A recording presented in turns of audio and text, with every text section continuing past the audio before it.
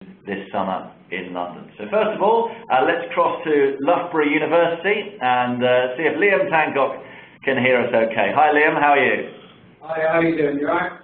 Yeah, very well, thank you. And for those of you who aren't aware, maybe don't follow swimming that closely, Liam is an Olympic swimmer. He specialises in backstroke. He's a world record holder. He's looking for gold in London. He's won world titles. He's won Commonwealth titles. He's won European medals as well. You've got quite a collection. And when we look down your CV there, Liam, what's the personal highlight? Well, yeah, seeing it on the screen there, actually, that's quite impressive. But to be fair, I don't really think about it like that. I'm always looking for the next thing. Obviously, London's coming up. If I did look back, one of my career highlights is definitely got to be winning the World Championships. I did it in a world record time in 2009 in the final. It was an amazing experience over in Rome, standing on the podium, listening to the national anthem, and waving to family and friends and fans of the crowd. But to almost top that, in 2011, I actually retained the world title of the 50-metre backstroke in Shanghai, and to do it once was amazing, but to do it twice, to retain the title, I think I was the first Brit to do it in over 36 years. So, a great achievement for me, and one I'll never forget. Yeah, fantastic achievements. But looking ahead to London 2012, which I guess is just a dream for you to be competing on home soil. Things are slightly different, aren't they, because of the actual disciplines which are Olympic events. Tell us about that. So I'm more known, I guess, for the 50-metre backstroke because I'm world champion and world record holder. And unfortunately, that's not an Olympic discipline. It's not an Olympic event.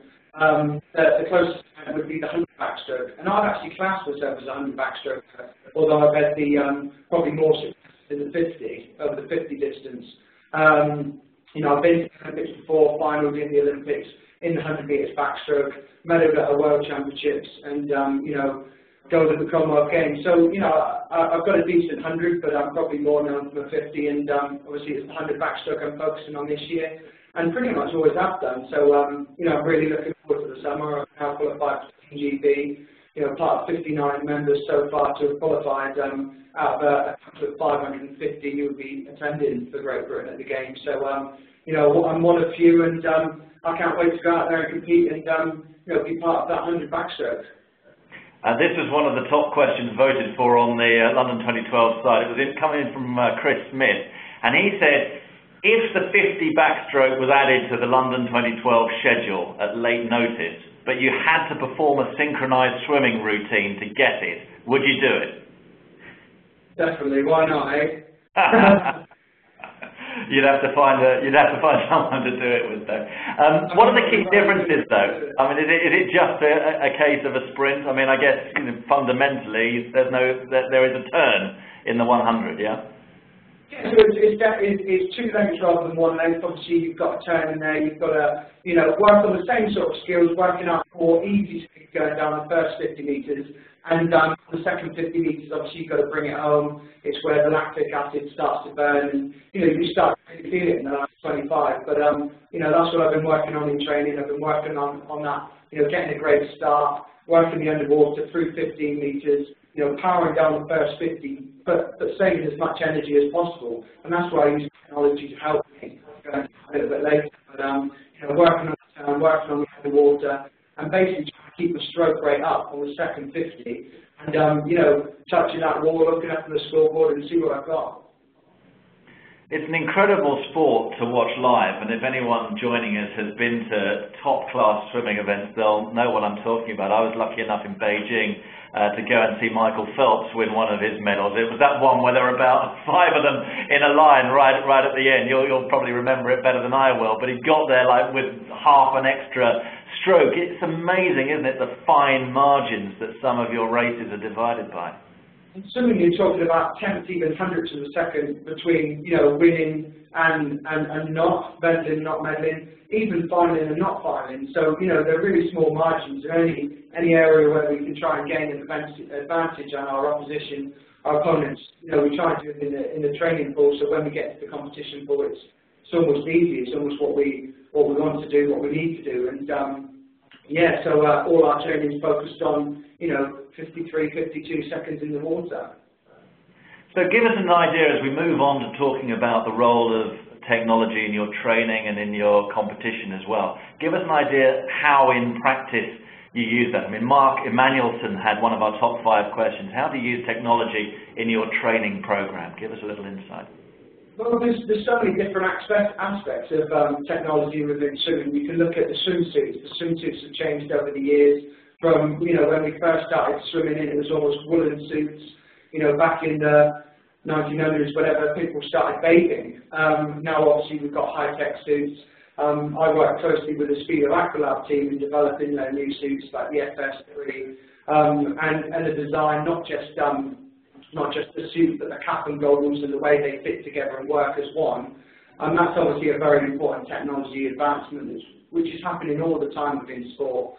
Other things are simple things, what goes on in training, almost, the designs of the pool, the equipment we use within the pool, so like kickboards and pool buoys and such like, which, emphasises use of upper body strength using a pool buoy, lower legs in kick using a kickboard, fins, such like that. Obviously, there's other things which I use probably more in competition, where we get race analysis. So pretty much all my races over the past probably 10 years have been filmed, put onto a database, so I can access that database at any time. While I'm at competition, while I'm in training, that data can get sent direct to my iPad, and I can watch it straight away, almost, 10 seconds after I finish the race. My coach can pass me an iPad, and I can see my swim back. I can have feedback on it. I can get the feedback from my coach. So, all those aspects are pretty important. Looking at turn time, stroke rate, stroke. All the aspects you probably wouldn't think about swimming can all come together, and basically it's all about getting as much feedback to the athlete as possible. The more feedback you can get, the more you can improve for the next race. And we do this from team to semi-final, and from semi-final to final, and from one competition to the next. So it's going on all the time. How hard is that, Liam, if you've had a bad race though, and you've made a mistake, and there's your coach planting your iPad in front of you saying, watch this over and over again to make sure you don't do it again? Well, it is one of those things. You're never going to have the perfect race all the time. So, for me, getting that feedback about telling me what I've done wrong and almost reinforcing that will stop me doing it again. So it's definitely a positive thing. And every race I do, I actually, try and take positives out of it, and, don't beat myself up about it. I want to take positives and think, how can I improve that for next time? I did this time without doing things right. Imagine what I can do if I did it all right. So, I always try and look at things in a positive light, and, the technological advancements are, fantastic within our sport, but, I couldn't be without my coach, Ben Titley, and, the feedback that, a person can give you as well. So it's a combination of the two that really helps. And what about your competitors, Liam? I mean, most of them pretty well, I'm sure, from over the years, and you can't influence their. It's very much focusing on what you're doing, and if you get the right time, you're going to be winning, or do you in some ways study what's likely to happen in other lanes? Well, swimming's quite a strange sport. No one can really affect you unless you allow them to. So I stand behind the block. I've got my own lane, lane rope separating it. No one's going to be in my water.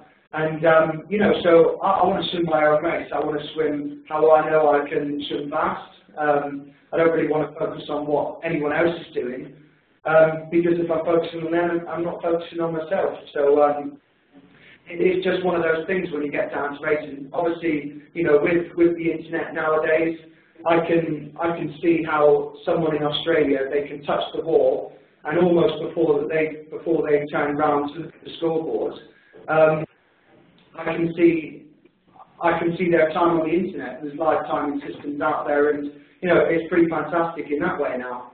Yeah. That is one of the things, isn't it? When you watch your races live, there's that agonising split second, isn't there, where you guys turn around and you're looking at the board, and it always takes a lot longer than you think for the times to come up. Do you ever feel that there's sort of technological progress to be made there, where you almost like get a sensor when you touch the wall and you know you've won instantly? It's pretty instant nowadays. Obviously, you can touch the wall in backstroke. You're almost facing the scoreboard, so it's pretty nice. But after a race, there's a split second, and you obviously know how you're swimming. We're so in tune with our body and how we're racing. We're very aware of if a race has gone well, if we've done the skills right. And, if you touch the wall, you know if it's going to be a good one or not, but it's always nice to look at the scoreboard and, see your time and see your position as well. What's the closest 50-metre you've ever been involved in? Involving, the whole field? Hundredths of a second. I've won by hundredths of a second, and I've, just missed out by hundredths of a second. So, it's just about being on the right side of that. And, it happens to all of us. When you're talking about such small margins, anything can happen. I think in the last probably 6 years, I've probably missed out on a number of different medals in the 100-metre backstroke by probably less than 0.2 of a second. So we're talking very small margins across a multiple of races for a multiple of medals. And I've just missed out. So, it's all about the summer and, putting those things right and, getting on the right side of those multiple seconds. And tell us, you were talking about the sort of swimwear and the suit a little earlier, right at the start of this section. If you went into an Olympic race in regular gear, the sort of stuff we'll go down the leisure park in, and regular goggles and regular hat, how much would that take off your time, would you estimate, over 50 metres? It's quite interesting. I think once you put on the racing kit, it's the feeling you get from it. So it's not just what the suits can do, or the hat and goggles. It's how it makes you feel, and if you feel good, you swim fast. But we train in regular gear all the time. So yeah. Every training session, I've got a normal pair of trunks, normal goggles, all the same things every other swimmer around the world would use. So nothing's different. It's a psychological thing. I like that, and I can understand that. It makes you feel, I'm here, I'm in a big event, I'd better perform now. Yeah, almost. It's definitely like that. It's just one of those things. It's almost like, working all week and then putting on a ball gown and going to the prom. It's sort of like that. It's, you want to look good, feel good, and if you're smiling when you do it, you're going to be swimming fast. Paul Newsom on the Q&A has come in with a question. He's mentioned a word which I've got to say is a new one on me, but you'll probably know all about it. Metronome. It's a pacing device, he tells us. Do you still use that in training? Yeah, swimmers call it so many different things. There's obviously that. It's like basically a beeper which measures stroke rate, and you can set it to a sort a frequency almost. And yeah, I use it quite a bit actually. So you put it inside your hat. It goes on your, just behind your ear or on your ear. There's so many different designs out there now. You set it to a rate, and for my 50 backstroke, say, a normal rate would be about 60. So I would set the beeper, the aquapacer, whatever you like to call it, to 60, put it in my race, put it in my hat, and train at that rate, so specifically. So every time the beeper beeps, my hand enters, so it would almost be like beep, beep, beep, beep. And so it's very, very, very specific. And you're getting instant feedback that you're doing the right stroke rate rather than getting to the end of the 50, the 100, the 25, whatever distance you've just done and get feedback from your coach. You're getting instant feedback. So yeah, we use that quite a bit in our race pace sets and specific sets. We actually use it for quite slow races as well. So long, steady aerobic sessions. We use sort of a half rate or a low rate. And we would really stretch out the stroke that way. So yeah, we use them quite a bit. It's absolutely fascinating, Liam, and it just demonstrates, doesn't it, how fast we're moving in swimming and in all sports really, in terms of embracing technology as part of training and competition. It makes you wonder where that's going to stop? I mean, what's going to be next, do you think, the next device that the men in coats are working on? Who knows? I guess, suits are going to keep developing, goggles are going to get more streamlined, hats are going to get more streamlined, the technology we use. But, technology is improving all the time. A few years back, we didn't have iPads and we wouldn't be getting the feedback automatic. Once we finished the race, we'd come back and sit in front of a laptop computer and sit there and sit down with my coaches and look at it there. So everything's improving, everything's getting quicker, and technology's I think a good thing within our sport. Obviously, there's people that say it's advancing too far, and maybe in the past it has with full body suits and neoprene designs and such like, and we've almost come back from that now to almost a jammer, so a pair of shorts basically from your knee to your hip. So yeah, things have changed, but we've seen that happen in loads of different sports. Talk about rowing, where they used to have the movable ski. Loads of records got broken. They almost took that away, and stationary now. So there's technical advances, and then they come back, and then there's more, and it fluctuates through the years. But it's a good thing. It keeps us on our toes and pushes us all forward. Which other sports are you into, Liam, and which are you hoping to catch at the Olympic Games? Well, outside of the Olympics, I'm a big fan of my local teams. I'm an Exeter boy, so an Exeter City fan and an Exeter Chiefs, so that's football and rugby to the people that don't know. At the games, obviously swimming's in the first week, and in the second week the athletics starts, and there's the basketball and loads of different events. So I'm very focused on what I need to do in that first week, and second week is all about supporting Team GB. And have you got any tickets? Have your family got any tickets? I believe my family have now got tickets, yeah, so they'll be in the stands cheering me on and getting pretty excited. But for those people who haven't got tickets, I use things like Twitter and to keep people updated, and it's going to be pretty big in media, and I'm sure get those red, white, and blue flags out and support your nation. Absolutely. I mean, can you feel it now? I mean, at the start of the year, it was sort of very much right. We're in Olympic year, but now we're getting close. We're getting seriously close now, aren't we? So, I mean, can you feel that? Oh, definitely. When it first got announced that we were a host city, it was pretty exciting. I really couldn't believe it. Then when we won the city, London got the bid. It was like, wow, this is happening. That was almost 5 years ago now, and I'm sat here today, qualified, only a few months out from actually competing at the games, and it's feeling real now. I'm part of that team, and I'm getting very excited, and I can only think what it's going to be like in the days leading up to the Olympics. The excitement that's going around, it's going to be in every paper, every TV ad, every advert is going to be about the Olympics, and I think the nation's going to be proud and get behind everyone. And what about performances at the Games? Because we often see it, don't we? Elite athletes like you peak for the big events. That's what you train for. This is a great question in from Kanat in the last few minutes. Do you expect world records to be broken at the Games? And a sort of supplementary question to that: have we hit the human limit for this? What do you think? No, I don't think we have hit the human limit. I think there's always improvement. I might be world record holder now, but for me, I look at that as a target. Not just for me a target to aim for, but a target for the rest of the world. And, I want to see that world record beaten. I genuinely do, whether it's by myself or others, and that's definitely a target time I'll be looking to achieve. So everyone's trying to push the boundaries, everyone's trying to get faster, everyone's training harder. So yeah, I think world records are going to definitely break.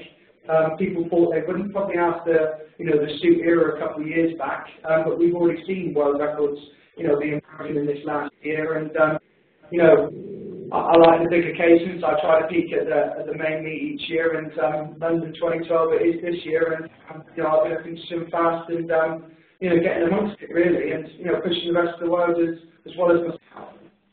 And Paul asks, apart from yourself, of course, who are your top tips for British medals in the pool? Who knows, really? I don't really want to put pressure on anyone else, but, sitting watching the trials myself at the Aquatic Centre, after I competed in the 100 backstroke, qualified for the team, each day that went past, there was more and more Brits qualifying for the team, more and more fantastic swimmers.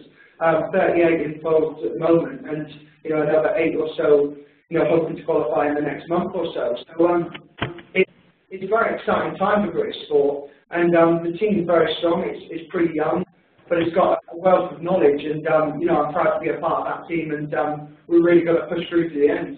And I've got to ask you, last couple of weeks, big story in Australia with Ian Thorpe trying to qualify, well, trying and then ultimately failing, but still insisting that his comeback is on. What did you think of that?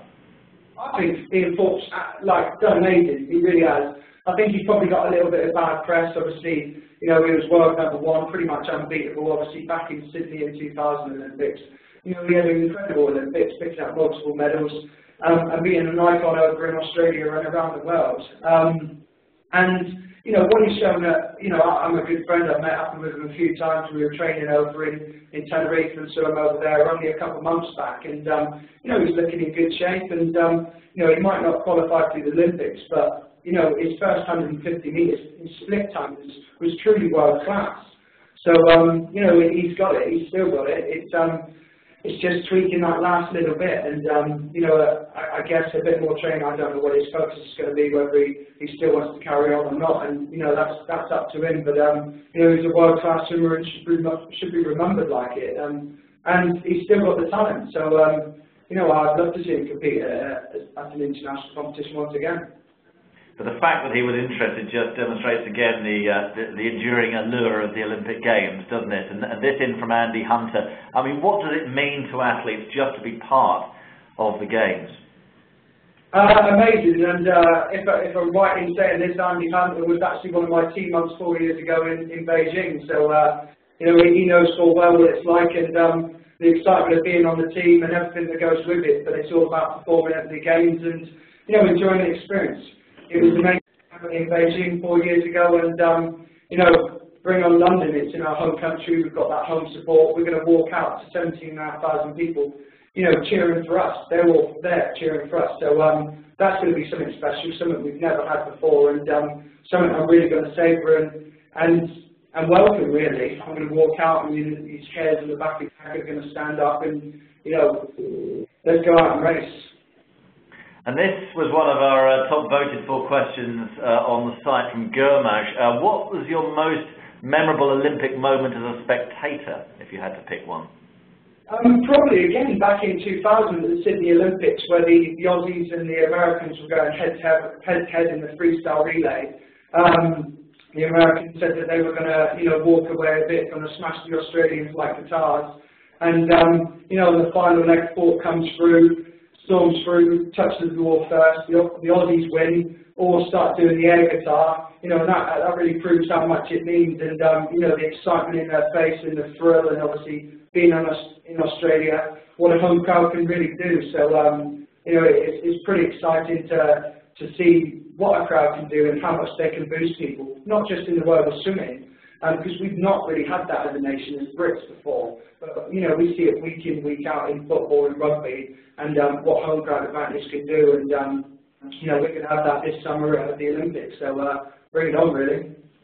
We hear so often, I think particularly from elite swimmers, about early starts. There just seems to be something about swimming training that means you've got to be in the pool at like 6, 7 o'clock in the morning. Where does the motivation come for that, Liam? And I mean, do you ever feel on freezing mornings that you just want a couple of extra hours in bed? No, I generally don't. I generally love getting up. When I was younger, based back in Exeter, racing for Exeter Swimming Club, I used to go to my local swim club, the Pyramids, and coached by John Randall. We used to get up at 5:30 at the pool, train for a couple of hours before school, go to school, come back and train again. You know, I'm lucky based up here in Loughborough now in a performance centre. You know, we get picked at the full time, and we get the best full time for us. Obviously, we've still got to train quite a bit, well, loads. But I love it. It's all about the recovery process in between. So we train, we have enough recovery time in between sessions to then still perform at the next training session. So I train at about 7:30 now until 10 in the morning, and then I'm not back in the pool until 3:15 till 3:45 until 6:15. So, you know, we've got a decent period of time within the day to almost rest the body between swim sessions. Although I say that when we say rest the body, we used to use that time to go down the gym or do a bit of cross training, Pilates or or you know, go out for bike rides or run. Yeah, sorry, I was just going to say, there's so many elite athletes, aren't there, based out of a place like Loughborough that embraces so many different sports. That must be motivating in itself when you see other guys, other potential medalists going at it in the next gym or on the next course or the next field to where you are. It's pretty amazing. You're surrounded by it in Loughborough. You're surrounded by elite athletes. Whether you're, you know, walking down the street and you know, someone runs past you on a jog, or there's a group of people out on the bike, or you're listening next to someone in the gym, or you're in the supermarket and you're picking up your groceries next to someone else who's, you know, an elite athlete. So you're surrounded by it here, which is obviously quite motivating in itself. And you know, in Loughborough itself, I think we've got 12 Olympians part of the London 2012. And that's just in swimming so far. I think we've probably got about three coaches already selected for the team. So you know, it's looking pretty good. I'm based in a fantastic centre here in amongst the best in the world. So you know, that's one of the reasons I come here to train. And you know, I hope you can tell by my voice that I genuinely love the sport, and I'd love to get more people involved. Well, it's great to hear someone so enthused for their sport and loving the Olympic dream, and we wish you all the very best for later in the year, Liam. It's been absolutely fascinating speaking to you and having you with us today. Thank you very much. Thanks for having me. And you know, as I said, I love the sport of swimming, and you know, any support you guys can give me over the next few months, and not just me, the swimmers, but the rest of the team GB. You know, wear the colours with pride, your flag. And give us a good cheer. We'll be right behind you. Thanks a lot, Liam. Before you go, pick a number between, what should we say, 1 and 20. Pick a number between 1 and 20. Let's go 17. 17. This is for our lucky ticket competition. And that's Stephen Shaw. Well done, Stephen. You needed to be on the line right at the very end. And you've won a pair of tickets to something or other, and we'll be in contact with you to let you know what that is, when that is, and you're off to the activities this summer in London. Thanks to Liam Tancock for being with us today, and thanks to you as well for joining us. We will be sending you a follow-up email with a link to the recording on the Cisco London 2012 site. You'll also automatically be directed to a short 5-question survey. Very much appreciated if you could fill that in. It won't take too much of your time at all.